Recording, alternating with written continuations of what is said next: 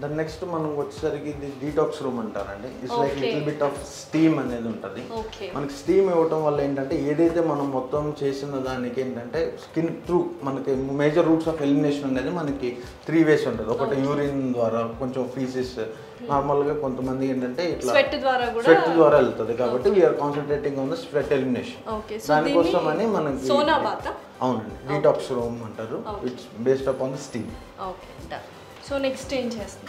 దాని నెక్స్ట్ ఏంటంటే after completioning of this weight loss అని అవగానే సెషన్ ఒక 1 hour 30 minutes depends upon the వాళ్ళకి ఎంత టైం మన ప్రోగ్రామ్ బట్టి ఎంత నీడ్స్ అనేది టైం ప్రిన్సిపల్ చూసిన తర్వాత after completion of the programs మళ్ళీ వెయిట్ చెక్ చేయడానికి వస్తాయి.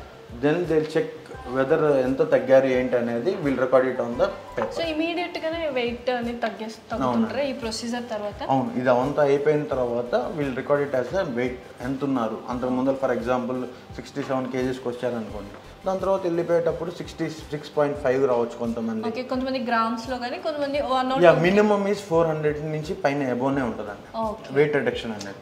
400 grams అబోనే వాళ్ళు రెడ్యూస్ అవుతారు ఫర్ ఫస్ట్ ట్రీట్మెంట్ మాత్రం. అవును, అట్లానే కంటిన్యూ చేస్తారు. కొంతమంది ఒక 600 తగ్గుతారు, కొంతమంది అప్ టు 1 kg దాకా కూడా తగ్గుతారు. ఓ నైస్.